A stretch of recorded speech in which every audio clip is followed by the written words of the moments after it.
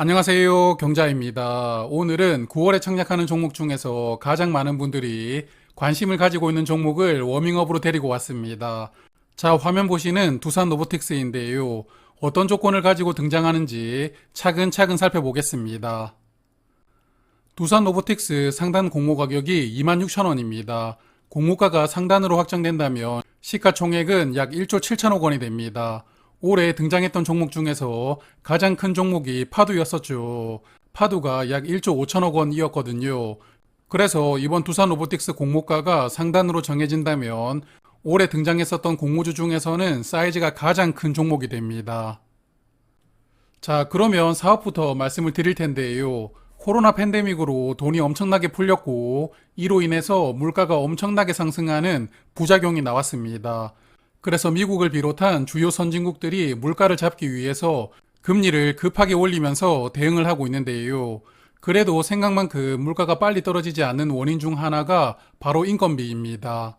미국은 이제 시간당 임금이 약 30달러에 육박한다고 합니다. 한국 돈으로 시급이 3만 원이 넘는 상황인데요. 반면에 기술이 점점 발달하면서 사람의 역할을 대체하는 로봇이나 기계를 주변에서 쉽게 만날 수가 있습니다. 이런 로봇의 가격은 점점 하향 안정화되는 추세입니다. 인건비 상승에 부담을 느끼는 서비스 산업은 기계를 적극적으로 사용하고 있습니다. 요즘에 식당을 가면 테이블마다 키오스크가 이렇게 설치가 되어 있어서 주문과 결제를 키오스크로 하고 서빙도 로봇이 하는 가게가 많더라고요. 그래서 이제 서비스 산업도 점점 로봇이나 기계를 사용하는 가게들이 많아지고 있습니다. 사실 로봇은 서비스 산업 이전에 제조 산업에서 먼저 활용이 되었죠. 자동차 등을 조립하는 공장에서 로봇이 이렇게 활용되는 영상 뉴스에서 자주 봐오던 광경이었습니다. 조금 전에 보셨던 로봇은 산업용 로봇으로 분류가 된다고 합니다.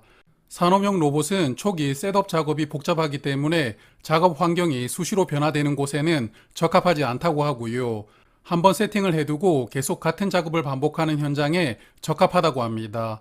그래서 자동차 같은 소품종 대량 생산에 주로 활용되고 있는데요. 사이즈가 크고 가격도 대당 1억 원 이상이라고 합니다. 자, 그런데 두산 로보틱스가 만드는 협동 로봇, 말 그대로 사람의 일을 도와주는, 즉 사람과 협동해서 작업을 할 수 있는 로봇입니다. 그래서 로봇의 사이즈가 작고요. 가격도 산업 로봇보다는 저렴하다는 장점이 있습니다. 그리고 무엇보다 큰 장점이 조작 방법이 쉽다고 합니다.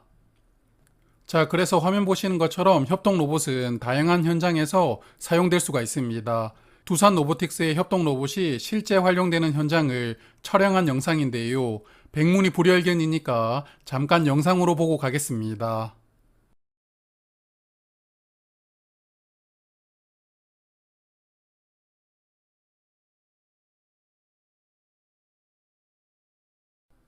자, 그리고 이런 협동 로봇을 조작하려면 각 현장에 맞는 다양한 소프트웨어가 필요하겠죠. 두산 로보틱스는 소프트웨어 개발도 꾸준하게 하고 있는데요.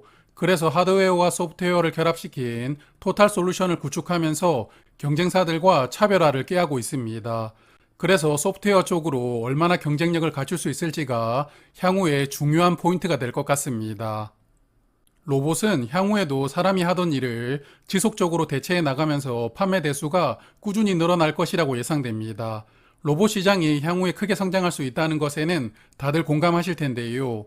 현재는 산업 로봇 중심으로 시장이 형성되어 있지만 저렴하고 쉽고 다양한 곳에서 활용할 수 있는 협동 로봇이 침투율이 꾸준하게 늘어나면서 향후 시장 성장을 주도할 것이라고 전망되고 있습니다. 물론 이런 전망은 협동 로봇을 판매하는 두산 로보틱스 입장에서 자료가 작성되었으니까요. 그냥 참고하시는 것도 좋습니다.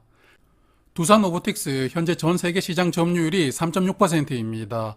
협동 로봇 시장은 유럽의 유니버셜 로봇이 전체 점유율의 3분의 1을 가져가는 절대 강자로 군림하고 있고요. 일본의 환학이 점유율 10.8%로 뒤를 쫓고 있습니다. 그래서 이들 기업에 비해서는 두산 로보틱스의 점유율이 높은 편은 아닌데요.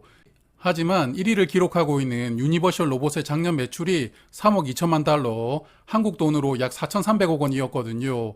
그래서 협동 로봇 시장 자체가 이제 막 시작된 초기 단계입니다. 향후에 얼마든지 점유율 변화가 있을 수 있다고 보고요. 그리고 일단 두산 로보틱스는 국내 시장 점유율이 1위입니다. 그러므로 국내 시장을 기반으로 잘 성장해 나가길 바라봅니다. 두산 로보틱스는 이번 IPO로 약 3천억 원대의 자금을 조달받을 수가 있습니다. 회사 입장에서는 굉장히 큰 자금이기 때문에 다양한 곳에 사용할 계획인데요.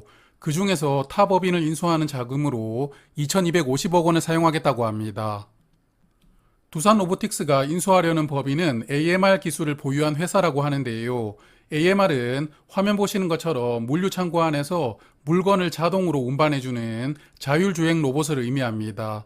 현재 본인들의 협동 로봇 기술과 자율주행 로봇 기술을 합쳐서 물류 창고가 로봇 기반으로 운영되는 스마트 물류 창고 솔루션을 만들려고 하는 것 같은데요.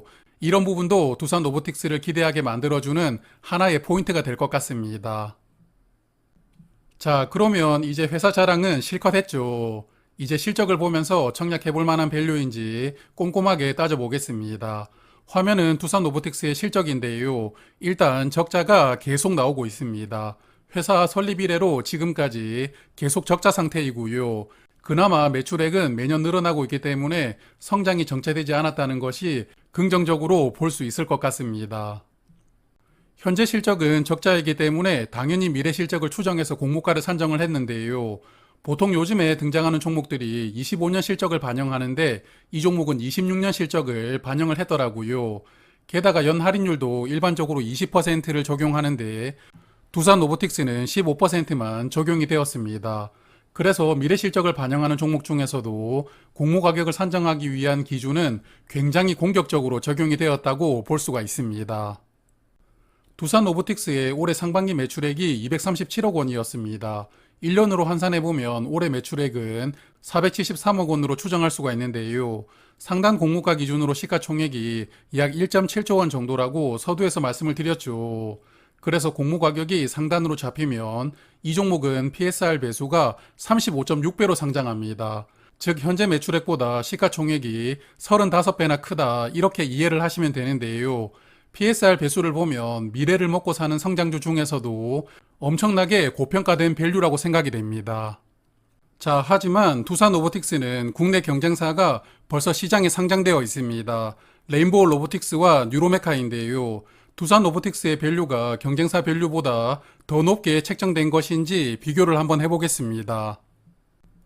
레인보우 로보틱스는 올해 상반기 매출액이 69억 원이었습니다. 영업이익은 233억 원 적자였지만 순이익은 55억 원 흑자였는데요. 영업과 관련 없는 수익이 들어왔다고 볼 수가 있겠습니다. 그리고 뉴로메카는 매출액이 40억 원, 순이익은 마이너스 47억 원으로 적자 상태입니다. 그래서 세 종목의 올해 상반기 실적을 보면 어차피 영업이익이 세 종목 모두 적자이니까 비교를 하는 게 의미는 없고요.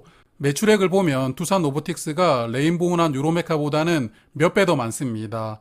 그런데 시가총액을 보니까 뉴로메카는 3,745억 원으로 시가총액이 상대적으로 크지는 않지만 레인보우는 어제 기준 시가총액이 약 2.3조 원이었습니다.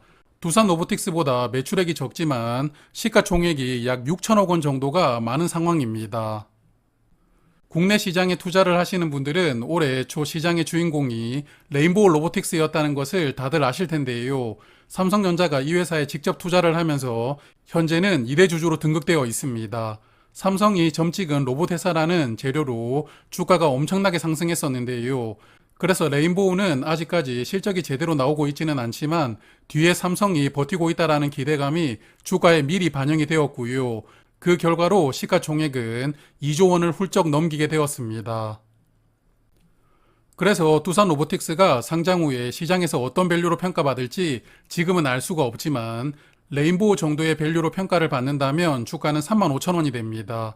상단 공모 가격이 26,000원이었으니까 상단 가격보다 9,000원 정도 더 상승할 수 있다는 계산이 나올 수 있는데요. 물론 신규로 상장하는 종목들 수요 예측 결과에 따라서 상장일에 프리미엄이 나오죠. 그래서 주가가 훨씬 더 많이 상승할 수도 있습니다. 그래서 일단 비교 상대인 레인보우보다는 시가총액이 낮은 상황이니까요. 지난번에 파도 때와는 다르게 기관들도 수요 예측에서는 보다 적극적으로 참여하지 않을까 예상합니다. 시가총액이 조 단위 종목들은 수요 예측에서 기관들에게 적극적인 호응을 받지 못하는 상황이 계속 이어지고 있는데요. 개인적으로는 두산 로보틱스가 밸류를 조금만 더 보수적으로 잡고 나왔으면 좋았을 것이라고 생각을 합니다. 뭐 여하튼 주사위는 던져졌으니까요. 어떤 결과가 나올지 지켜보도록 하겠습니다. 자, 그러면 청약 정보 간단하게 체크하면서 마무리하겠습니다. 두산 로보틱스가 청약하는 9월 4주차에는 청약하는 종목이 매우 많습니다. 화면에 다 표기를 하지는 않았는데요. 현재 신성 ST가 청약 일정을 옮겨오면서 같은 일정으로 청약을 하는 상황입니다. 요즘에는 증권신고서를 정정하면서 일정을 한 번씩 연기하는 종목들이 많은데요. 그래서 두산 로보틱스도 일정이 10월로 넘어갈 가능성도 없지는 않은데요. 여하튼 수요 예측이 진행되기 전까지는 일정이 변경될 수도 있다고 생각을 해두시는 게 좋을 것 같습니다. 총 모집하는 수량은 1620만 주입니다. 일반 투자자에게 405만 주가 배정되고요. 우리사주 조합에도 20% 비중을 꽉 채워서 324만 주를 배정을 해두었습니다. 우리사주 완판 가능성에 대해서는 수요 예측 결과를 말씀드릴 때 체크를 하겠습니다. 그리고 청약 주관사가 총 7곳입니다. 7곳 중에서 배정 물량이 가장 많은 증권사는 한국투자증권과 미래에셋증권인데요. 각각 136만 주씩 배정이 되어 있습니다. 그리고 NH투자증권, KB증권은 약 45만 주, 그리고 키움증권, 신영증권, 하나증권은 각각 약 14만 주씩 배정되어 있습니다. 어느 증권사가 유리할지는 청약이 시작되어 봐야 알 수 있겠지만 일반적으로는 배정 수량이 가장 많은 메인 주관사로 청약하시는 게 평균은 될 수가 있습니다. 그러므로 한국투자증권이나 미래에셋증권 계좌가 혹시 없다면 먼저 준비를 해두시는 게 좋습니다.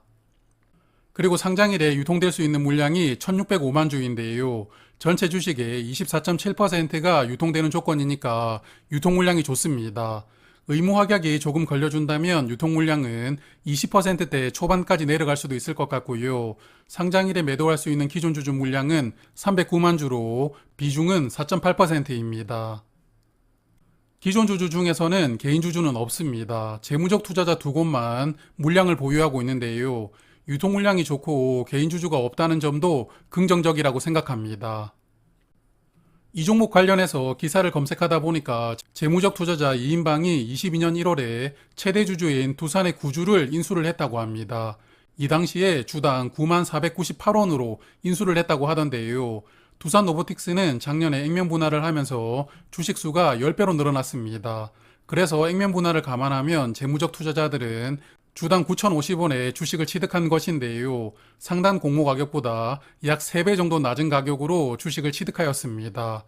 그래서 사실 레인보우 로보틱스 주가가 올해 급등하지 않았다면 두산 로보틱스도 이번 IPO에서는 현재 밸류로 시장에 등장할 수 없었을 것이라고 생각합니다. 결과적으로 레인보우에 투자를 했던 삼성전자가 두산과 재무적 투자자들 입장에서는 상당히 고마웠을 것 같습니다. 21년도 이후로 지금까지 로봇 종목이 5개가 상장했습니다. 21년에 레인보우 로보틱스, 해성TPC, 그리고 22년에는 뉴일 로보틱스, SBB테크, 그리고 뉴로메카가 상장했는데요.